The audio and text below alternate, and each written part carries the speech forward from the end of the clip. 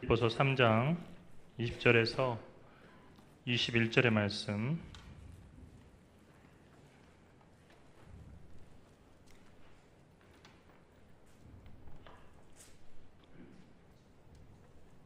이 말씀을 우리가 함께 봉독하겠습니다.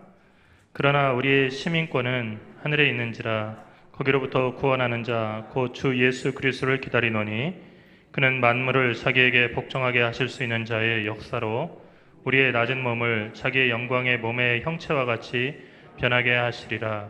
아멘. 오늘 보니까 비가 내렸고 또 눈도 내리고 그리고 우박이 내렸습니다. 하루에 우리가 하늘에서 내릴 수 있는 모든 것이 다 내린 그런 날이었는데 5월이 이제 얼마 남지 않은 이 4월에 그렇게 눈도 내리고 비도 내리고 그리고 우박이 내리라고 예상한 사람이 어디 있겠습니까? 삶이란 게 그런 겁니다. 우리가 이 벚꽃이라고 하는 것이 이제 핀 지 며칠이 안 되는데 비를 맞으면서 벚꽃들이 많이 졌습니다. 벚꽃이 가장 아름다운 순간은 피는 순간이 아니라 지는 순간이라고 합니다.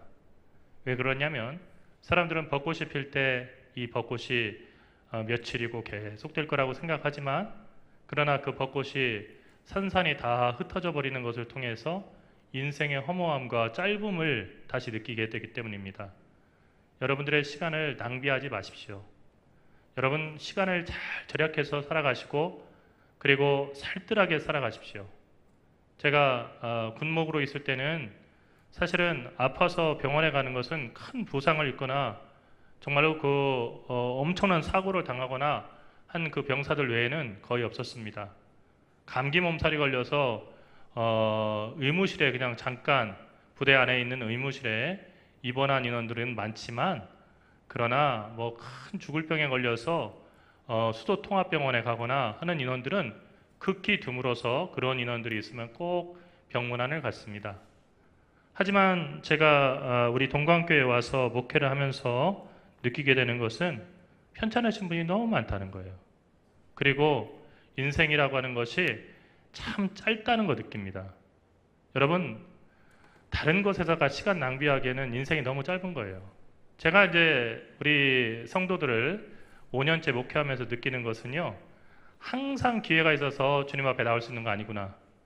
그러니까 지금 나오는 이 모습이 내가 내 발로 교회에 나오는 마지막 날일 수도 있구나 하는 것을 많이 느껴요. 여러분 왜 제가 자꾸 성경을 읽자고 얘기하고 기도하는 데 힘쓰자고 하냐면요, 어떤 순간이 되면은 나오고 싶어도 교회에 나오지 못하는 그 때가 와요. 그래서 혼자 정말로 주님의 말씀을 묵상하거나 그리고 기도하지 않으면 정말 그 말씀의 양식이 없는 그런 때가 온다고요. 우리가 누구나 다 경험해야 되는 거예요. 목사에게도 그런 때가 오고 그리고 장로님 그리고 권사님 안수집사님 할 거 없이 모든 사람에게 그런 때가 온다는 겁니다. 여러분 그때를 생각하면은 두 발로 걸어서 교회에 나올 수 있을 때 최선을 다해서 예배에 참여해야 될 줄 믿습니다. 그리고 말씀 듣는데 전념해야 돼요. 세상이 정치적으로 어수선하지만 거기에 휩쓸려 가지 마십시오. 여러분 그건 다 지나가는 거예요. 여러분 과거에 조선시대 때 그 정치 역사서 보십시오. 노론이고 소론이고 나뉘어가지고 절대 이거 아니면 죽는다고 칼부림하고요 여럿 도 죽었어요. 지나고 나서 보니까 그게 다 우스운 겁니다. 그리고 굳이 그럴 필요가 있었는가 하는 생각이 드는 거예요. 여러분 잠깐 지나가는 것에다가 모든 것을 걸지 마시고 영원한 하나님의 나라를 소망해 두고 하나님 나라에 들어갈 수 있는 사람으로 내가 살아가고 있는가? 그거 여러분들 잊지 말고 거기에 전념하면서 이 봄날보다 짧은 인생들을 의미 있게 사시기를 간절히 바랍니다. 오늘 그 59번째 시간으로 기독교 강의로 보는 믿음의 본질, 최후의 부활입니다. 우리 기독교는 부활의 종교라고 하죠. 예수님의 부활, 다음 주가 이제 부활절인데 예수께서 죽으셨다 3일 만에 부활하셨다는 것을 믿는 부활의 신앙이 있기 때문에 부활의 종교라고 하고요. 그 예수의 부활이 의미 있는 이유는 뭐냐면요, 나에게도 해당되는 일이기 때문이에요. 그러니까 예수님 부활하셨는데 나하고 전혀 상관이 없어요. 나는 부활하는 거 아니에요. 이 세상이 전부예요. 그리고 끝이에요. 그러면 우리가 굳이 예수의 부활에다가 사활을 걸고서 거기 살아갈 필요가 없고 우리의 믿음도 사도 바울이 얘기한 것처럼 헛된 거예요. 왜요? 우리 부활하지 않는데요. 이게 삶이 끝인데요. 한 번밖에 없는 삶인데 그러면 여기서 즐겁게 살아가는 게 최고 아니에요? 전도서의 말씀처럼 이 세상에서 그냥 낙을 누리면서 살아가는 것이 전부가 아니에요? 그러나 전도서에서 또 이 끝에 얘기하죠. 다 할 수 있는데 끝에 가서 마지막에는 하나님께서 모든 것을 판단하시는 그때가 있다는 것을 기억하면서 살으라는 얘기예요.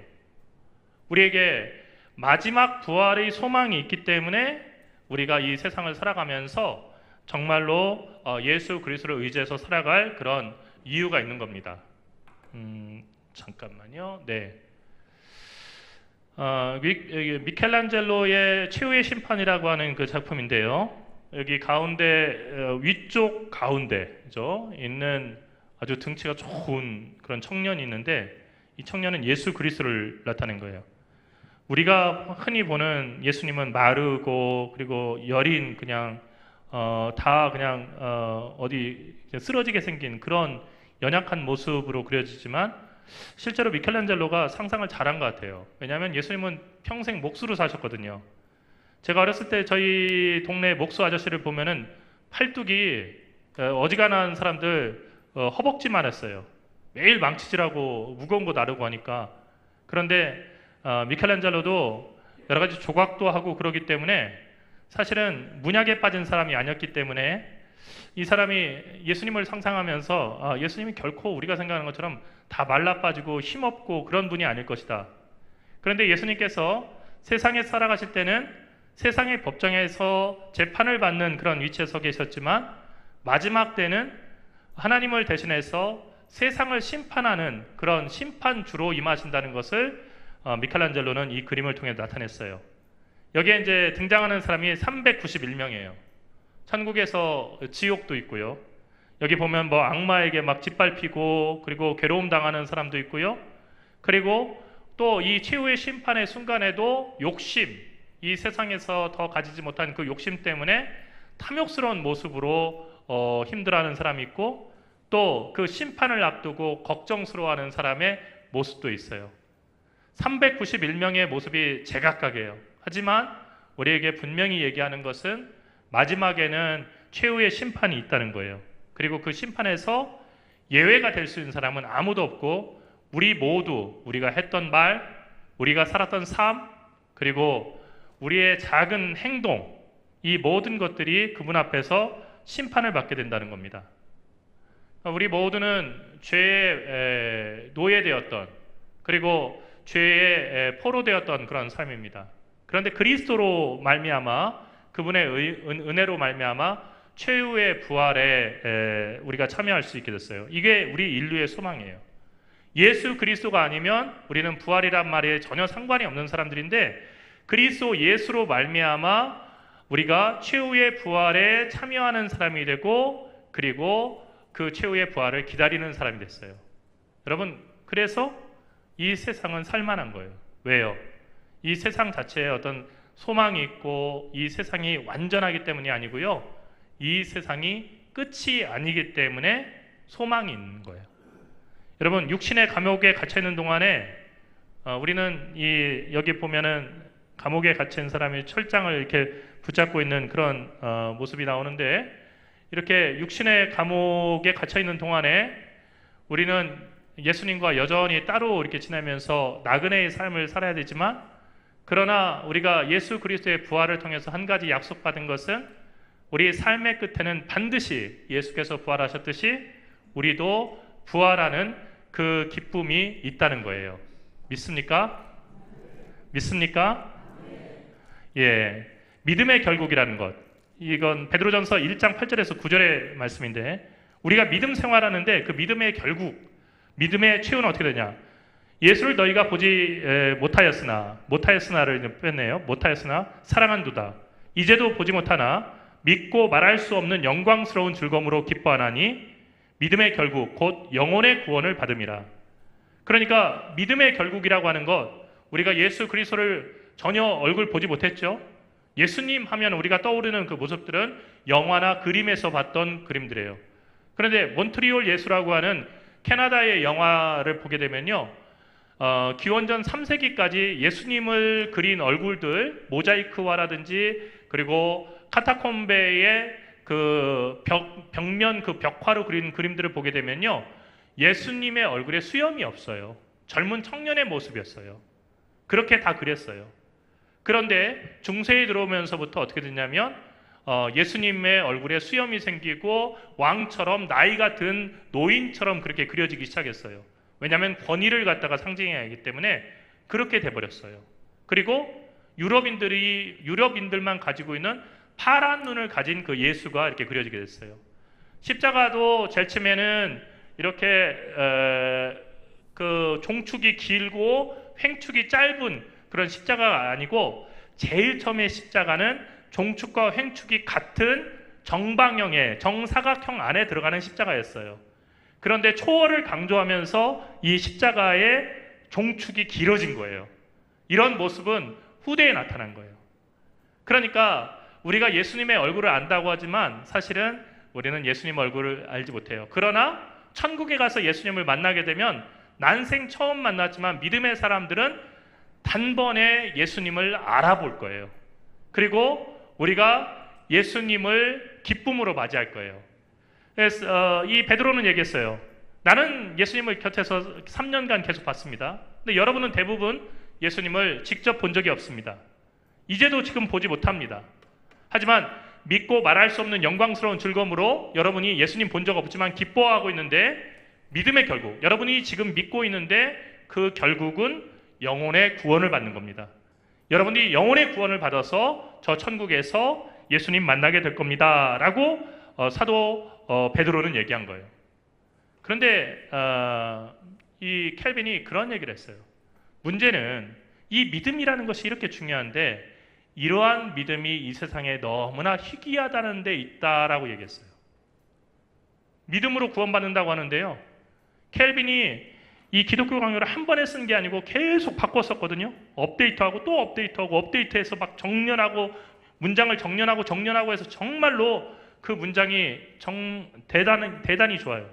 제가 지금 이렇게 4권으로 이만큼 되는 책을 갖다 읽고 있는데 자세히 읽으면서 거기에 오타가 된 것을 갖다 발견해가지고 출판사에 전화했어요. 그랬더니 출판사에서 라틴어 번역본이랑 해보더니 지금 맞습니다. 저희가 틀렸습니다. 이거 고치겠습니다. 했어요. 근데 사실 켈빈은요, 이 책 한 번을 쓰고서 정말 여기다가 모든 심혈을 다 기울인 거예요. 그런데 이 심혈을 기울이면서 업데이트를 하면서 쓴 얘기가 뭐냐면은 믿음이 정말 중요한데 이 믿음이 세상에 너무 희귀하다는 거예요. 무슨 얘기냐면요, 믿음을 찾아볼 수 없다는 얘기예요.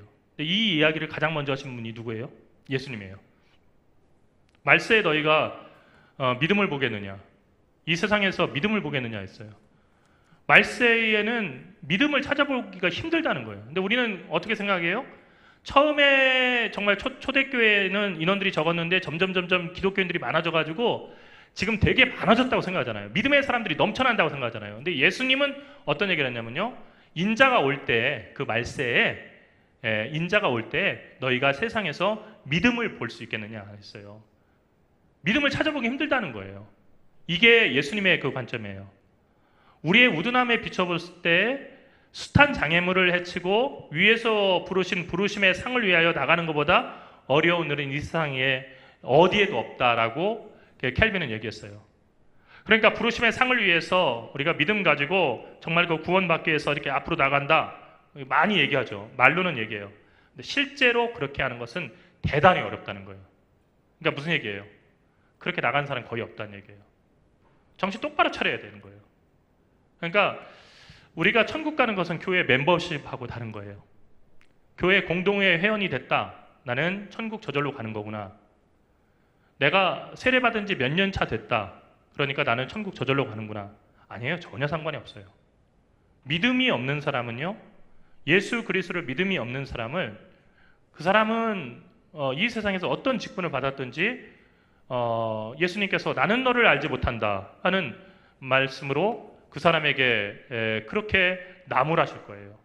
그렇기 때문에 우리는 어떻게 하냐면요, 다시 깨어서 연약한 무릎을 일으키고요, 우리가 믿음을 갖다가 새롭게 해야 되고 그 믿음을 끝까지 견고하게 붙잡아야 돼요.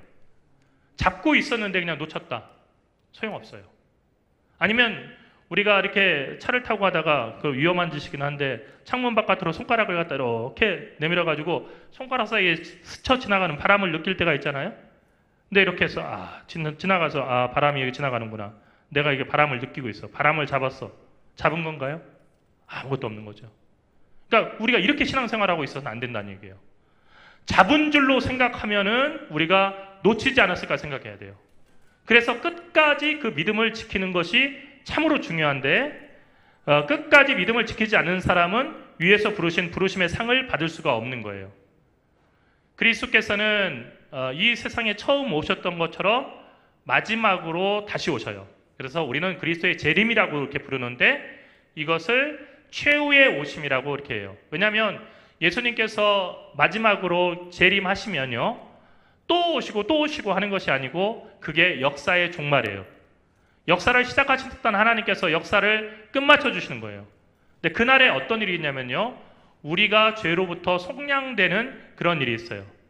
우리가 우리의 무거운 죄의 짐을 다 벗어버리는 일이 있을 거라고 했어요. 또 히브리서 9장 28절에 의하면 구원에 이르기 위해서 죄와 상관없이 두 번째 나타나시리라. 구원에 이르기 하기 위해서, 우리를 구원하시기 위해서, 온전히 구원하시기 위해서 예수님께서 두 번째 나타나신다는 거예요. 그런데 두 번째 나타나실 때는 복음서에 나온 것처럼 누구나 다 주여 주여 했다고 해서 구원을 받는 것이 아니라 양과 염소로 나뉘는 역사가 있다는 거예요. 이 세상에서 주여 주여 했고 예수의 이름으로 병도 고쳤고 기적도 행했어요. 그런데 나는 너를 알지 못한다 하는 사람도 있고요. 그리고 정말로 예수님께서 영접하시고 상을 주시고, 그리고 정말로 영원한 기쁨의 잔치에 참여하게 하시는 그런 사람이 있을 거라는 거예요. 예수 그리스도의 부활이 우리에게 중요한 것은 그리스도가 부활의 첫 열매가 되셨기 때문에 우리의 육신도 이 세상에서 죽음을 당하지만은 예수님과 같이 다시 부활할 것이라고 하는 것에 보장이 되는 거예요. 그러니까 예수님을 보면서 우리도 어떻게 될 것이다 하는 것을 알 수 있다는 거죠. 왜 그래요? 그것은 예수께서 우리와 먼저 있었던 일은 우리와 같아지시기 위해서 낮아지시고 인간의 육신을 입고 사람이 되시는 사건이 있었기 때문이에요. 만일 예수님께서 초대교회에서 몇몇 이단들이 얘기했던 것처럼 예수님은 인간의 육신을 입고 오신 것이 아니고 마치 사람처럼 보였을 뿐이다, 도케티즘이라고 하는 것이 그 이단의 주장이었었거든요. 도케티즘, 마치 사람인 것처럼 육신을 입은 것처럼 보였다. 그래서 예수님은 십자가에 달려 죽을 때도 하나도 고통스럽지 않았다. 그래서 예수님은 죽지 않으셨다. 그러므로 부활이라는 것은 애시당초 없었다. 왜냐하면 예수님은 죽지 않으시니까. 이게 도케티즘이라고 하는 초대교회의 이단이었어요. 그리고 마르시온주의라고 하는 그 이단이 있었는데, 이 사람들은 뭐냐면 예수님은 영으로만 이 세상에 오셨다. 정반대예요. 무슨 얘기냐면요, 예수님은 영이기 때문에 육체를 입지 않으셨기 때문에 예수님은 죽음이라는 것도 없고 고통이라는 것도 없었고, 예수님은 우리와 다른 그냥 하나님이셨다, 이렇게 고백하는 거예요. 상당히 예수님을 높이는 것 같지만, 그러나 성경이 그리고 사도들이 증거하고 있는 말씀이 육신이 되어 우리 가운데 거하시고 하나님이 낮아지셔서 사람이 되셔서 우리를 위해서 죄를 짊어지시도록 예수 그리스도를 이 세상에 보내셨다고 하는 복음과는 정반대되는 거예요. 그래서 예수 그리스도께서 우리와 같아지심, 이것이 우리의 죄된 몸이 다시 부활하고 속량받고 하나님의 권능으로 의롭게 될 것이라고 하는 것의 보장이에요. 이것을 고린도 교회, 정말로 혼란스럽고, 그리고 예수 그리스도의 부활에 관해서 의심하는 사람도 많았고, 그리고 여러 이단 종파의 가르침에 많이 이끌려서 사람들이 미혹됐던 고린도 교회를 향해서 보낸 첫 번째 편지 15장 16절에서 사도 바울이 만일 죽은 자가 다시 살아나는 일이 없으면 그리스도도 다시 살아나는 일이 없었을 터이요 라고 말하면서 그리스도께서 다시 살아나신 것, 이것이 죽은 사람, 예수를 믿다가 이 세상에서 숨을 거뒀든지 아니면 정말로 예수께서 오실 때까지 다시 이렇게 계속 살아있다가 예수님을 맞이하든지 간에 정말로 죽은 자들이 먼저 죽은 사람들이 그 부활하는 일이 없고 그냥 살아있는 사람들만 이렇게 부활한다고 한다면 예수님께서 다시 살아나는 부활은 없었을 거다. 그러니까 예수님께서 다시 살아나신 부활이 있었다는 건 뭐냐면 우리가 예수 믿다가 먼저 죽는다 할지라도 그래도 우리는 예수님께서 부활하신 것처럼 다시 부활할 것을 믿는다는 거예요. 여러분, 예전에는 우리 그 교회 다니는 사람들은 화장 잘 안 했어요. 우리 권사님들 기억하시죠? 그죠? 왜 화장 안 했어요? 예, 부활해서 이렇게 그 몸이 회복돼야 되는데 다 불태우면 안 된다 하는 믿음이 있었기 때문에 화장한다고 하면 큰일 나는 줄 알았어요. 아유, 그거는 절 다니는 사람들이 오는 거지. 예수 믿는 사람들은 염해가지고 이렇게 해가지고 매장해야지. 그 왜 예수 믿는 사람이 절 다니는 사람처럼 화장하고 그래? 생각이 바뀌었어요. 왜 그러냐면요, 이것은 우리 교회 안에서도 말씀에 대한 이해가 달라졌기 때문이에요. 그러니까 우리의 몸이 부활의 날에 다시 부활하는 것은요, 새로운 몸을 덧입는 것이지 우리의 있던 몸 그대로 가는 거 아니에요. 있던 몸 그대로 간다고 생각해 보세요. 매일 척추 협착증으로 이렇게 막 허리 구부리고 이렇게 되시는 분은 천국 가서도 계속 협착증 돼가지고 이렇게 계속 구부리고 다니신다면 여러분 이게 얼마나 억울한 일이에요. 그리고 세상에 태어날 때 장애를 입고 태어났는데요, 천국에서도 그 모습 그대로예요. 그러면 여러분 이거 얼마나 거예요. 그러니까 부활의 때 우리가 새로운 몸을 덧입는다는 것은요, 지금 우리에게 익숙한 모습과는 전혀 다른 모습으로 가장 아름다운 모습으로 하나님께서 회복시켜 주신다는 것을 의미하는 거예요. 그래서 그날에는요, 우리가요 천국에서 얼굴 자랑할 사람 없어요. 왜 그러냐면 이것은 배우들 사이에서 잘생겼다고 얼굴 자랑하는 거와 똑같은 거예요. 전부 다 가장 건강하고 아름다운 모습으로 회복시켜 주시고 세상에서 판단하던 그 기준과는 다른 하나님을 닮은 사람, 그리고 하나님의 형상을 회복한 사람으로 변화될 거기 때문에 우리는 천국에서는 사실은 외모를 가지고 염려할 필요는 없어요. 다만 그리스도 예수께서 먼저 부활하심으로써 우리를 미래에 있어서 우리가 미래에도 정말로 주님과 함께 살아가는 그런 삶의 동료가 될 수 있도록 길을 열어주셨다는 걸 알 수 있어요. 그러면 하나님께서 하시는 일이 어떤 일이냐? 그것은 하나님께서 가장 적합하게 정하신 하나님의 때에, 이게 중요한 거예요. 언제? 하나님이 가장 적합하게 정하신 하나님의 때에. 우리가 기도하잖아요. 하나님의 나라를 빨리 회복시켜 주십시오. 주님의 속히 임하여 주시옵소서. 초대교회 사람들의 기도는 유일하게 그거였어요. 주여 속히 오시옵소서. 자기의 현재의 문제를 해결해달라는 기도 안 했어요. 저희 아이 잘 커서 출세해서 높은 자리에 올라가게 해주세요. 그런 기도 안 했어요. 시험 잘 보게 해주세요. 안 했어요. 군대에서 출세해서 장군 달게 해주세요. 그런 얘기 안 했어요. 어떤 기도했냐면요, 주님 오늘 오시옵소서. 주님 당장 오셔서 저희를 구원하여 주시옵소서. 그러니까 주님을 간절히 기다리는 마음밖에 없었어요. 유일한 기도가 그거였어요. 마라나타, 주여 곧 오시옵소서. 이 기도가 유일한 기도였어요. 그런데 하나님은 어떻게 이뤄가시냐면 하나님이 가장 적합하게 정하신 하나님 때, 우리가 생각하는 때가 아니고요. 또 뭘 하냐면요, 하나님의 나라를 회복시키기를, 이게 하나님께서 원하시는 일이에요. 그리고 어떻게 했냐면요, 마지막까지 인내하면서 기다리게 하시는 거예요. 그러니까 우리가 해야 될 일은 뭐냐면요, 하나님이 하나님의 때에 하나님의 나라를 완전히 회복시켜 주시기를. 하나님의 나라를 회복시킨다는 것은 뭐냐면 하나님의 통치가 이 땅에 널리 알려지고 하나님이 통치하시는 대로 세상이 정의와 공의를 바로잡고 세상에 사랑과 화평이 넘치는 그런 세상이 되기를 끝까지 인내하며 살아가는 거예요. 지금은 어때요? 완벽하지 못해요. 완벽하지 않아요.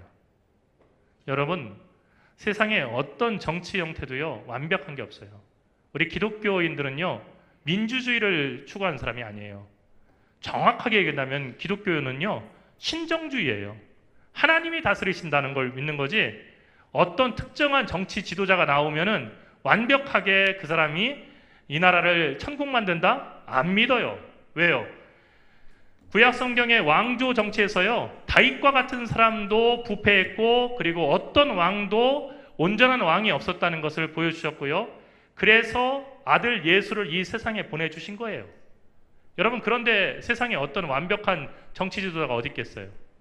여러분, 정치 지도자를 절대화할 때 어떤 일이 있는지 우리가 어디서 찾아볼 수 있냐면요, 독일에서 찾아볼 수 있어요. 독일에 있는 그리스도인들이요, 히틀러가 제일 처음에 나치당을 열었을 때요, 많은 그리스도교 지도자들, 목사, 그리고 신부들이 뭐냐면요, 하나님이 보내신 메시아라고 했어요. 이분 같은 분이 없다고. 그리고 나치즘을 갖다가 자랑했어요. 근데 나중에 어떻게 됐어요? 그 나치즘에 의해서 많은 그 목사들이요, 정말 그 학살당하기도 하고요, 그리고 옥에 갇히기도 하고요, 그리고 정말로 있어서는 안 될 600만의 유대인들을 갖다가 전 국민이 기독교 교육을 받고, 그리고 대부분의 교인들이 종교세를 내는 기독교인인 그 독일이라는 국가에서 600만의 유대인들을 가스실에다가 넣어서 학살하는 그런 끔찍한 범죄가 일어난 거예요. 여러분, 우리는 하나님의 나라가 오기를 기다리는 사람이에요. 주기도문에서 항상 기도하는 게 그런 거죠. 하나님만이 우리를 다스릴 수 있다고 믿는 것이지, 어떤 정치 지도자가 완벽해서 하나님을 대신할 수 있다는 거 우리는 절대 믿지 않아요. 그래서 우리 기독교인들은요, 어떤 정파나 정당에도 절대적으로 끌려가지 않아요. 그리고 언제나 하나님만을 바라보고 하나님만을 의지하는 그런 사람들이에요. 마지막 심판의 결과는 영원해요. 여기서 이런 질문을 이 켈빈이 얘기해요. 택함을 받은 사람이 있다는 거 계속 얘기했잖아요. 그 유기된 사람들, 버림받은 사람이 있다는 걸 얘기했잖아요. 하나님 자비하시잖아요. 근데 유기된 사람들이 영벌을 받게 되는데, 영원한 벌을 받게 되는데, 그 유기된 자들의 형벌이 영원하다는 것이 하나님의 자비하심과 일치하는가? 하나님이 자비하시다고 한다면 한 1000년 정도 이렇게 고난을 받고 그 다음에는 회개하고 돌아서 천국에 살도록 해주셔야 되는 거 아닌가? 이런 질문들이 있을 수 있잖아요. 그런데 켈빈은 어떤 얘기를 하냐면요, 택함 받은 사람들이 복락을 누리는 것, 영원한 복락을 누리는 것과 유기된 사람들이 영원한 형벌을 받는 것은 하나님이 결정하신 것이고, 우리는 하나님께서 우리를 위해서 규정하신 한계, 그 한계에 만족해야 된다라고 딱 결론 졌어요. 그러니까 한 번 심판이 이루어지면 그것이 뒤집어질 수 없다는 얘기예요. 그 얘기는 무슨 얘기냐면요, 루터와 켈빈 당시에, 더 정확하게는 루터가 종교개혁을 일으키기 직전에 로마 교회가 이렇게 팔았던 면죄부와 같이 이 세상에 사는 사람들이 죽었어요. 지옥 갔어요. 그러면 이 사람을 위해서 면죄부를 조금 사면은 연옥이라고 하는 중간 단계로 가고요, 연옥에 있는 사람을 위해서 기도해주고, 그리고 면죄부를 더 사면 이 사람이 천국으로도 옮겨갈 수 있다라고 하는 그 교리는 절대적인 과오고, 한 번 이루어진 심판은 번복되지 않는다라고 하는 것을 선언을 한 거예요. 여러분, 이게 얼마나 놀라운 일인 줄 아세요? 인간의 그 머리로서는 우리 아버지 그냥 설득하지 못해서 교회를 다니지 못했는데, 그래도 이렇게 기도하고 우리가 헌금 많이 바치면 연옥으로 갔다가 더 많이 바치면 천국 가면 좋잖아. 인간적으로는 상당히 합리적이죠. 근데 그런 일은 없다는 거예요. 그래서 하나님께서 한번 정하셨으면 우리는 그 한계에 만족한다는 거예요. 로마서 8장 11절에서 그리스도를 죽은 자 가운데서 살리시니가 너희 죽을 몸도 살리시리라. 하나님께서 우리에게 마지막 심판 때 하시를 그 이야기를 얘기하고 있어요. 그런데 중요한 것이 있어요. 사는데요, 그 삶은 두 가지로 나뉘어야 돼요. 영생에 이르는 삶이 있고요, 영벌에 이르는 삶이 있어요. 죽은 자가 자는 것처럼 돼 있는데 자는 자 가운데서 깨어나는 거예요. 그런데 자는 자 가운데서 깨어나서 두 가지 운명으로 나뉘게 되는데, 첫 번째 운명은 뭐냐면요, 영원한 생명을 얻고 주님과 함께 거하는 거예요. 두 번째는 뭐냐면요, 영벌을 얻고요. 계속해서 심판의 부활로 나아가게 되는 거예요. 그러니까 우리는 마지막에 두 부류로 양과 염소로 나뉘지, 양과 염소가 어느 날 갑자기 다 같이 양이 된다거나 양도 받아들이고 염소도 받아들이는 일은 없다는 것을 다시 이야기하고 있는 겁니다. 여러분, 최후의 부활을 믿는다면 어떻게 될까요? 지금이라고 하는 순간에 우리의 구원을 이루기 위해서 두렵고 떨리는 마음으로 주의 말씀에 귀를 기울여야 돼요. 지금 아니면요, 다시 기회가 없는 거예요. 지금 돌이켜서 구원받지 않으면요, 우리는 다시 어떤 기회가 없는 거예요. 나중에 후회하고 그리고 나중에 자손들이 우리를 위해서 기도한다고 해서 우리가 영벌에 이르게 된 사람이 영원한 생명으로 옮겨지는 일은 없다는 거예요. 그러나 지금은 주님께서 주신 기회가 아직 우리에게 있어요. 예수 그리스도를 믿고 그리고 그리스도를 의지하고 또 그리스도께 모든 것을 맡기고 또 성령과 피로써 거듭난 그 사람에게는 하나님께서 영원한 생명에 이를 수 있는 그런 기회를 주시기 때문이에요. 그 기회를 놓치지 않는 여러분이 되기를 바랍니다. 기도합시다. 살아계신 하나님, 은혜와 사랑을 감사합니다. 오늘 주님의 말씀을 듣고 저희가 정말 두렵고 떨리는 마음으로 마지막 때를 생각하며 최후의 심판과 최후의 부활을 바라봅니다. 간절히 바라보기는 우리 모두가 이 세상 살다가 주님 앞에 설 때 영원한 생명에 이르는 주님의 사람들 되게 인도하여 주시옵소서. 주님, 간절히 바라옵기는 단 한 명도 정말로 그 구원의 무리에서 끊기는 자가 없도록 하나님, 이 세상 있을 때 정말로 두렵고 떨리는 마음으로 주께서 우리를 부르시는 그 음성 듣고 발걸음을 돌이키게 인도하여 주시옵시며, 주께서 영생을 주시기 원해서 우리를 세우시기 원하시는 그 자리에 설 수 있게 하시고 주님의 뜻대로 저희가 믿고 주님을 의지하며 주님의 뜻대로 거듭나는 귀한 은혜가 있게 인도하여 주시옵소서. 저희로는 할 수 없사오니 주님께서 도우시고 성령께서 인도하여 주시옵소서. 사랑하신 예수 그리스도 이름으로 간절히 기도리옵나이다. 아멘.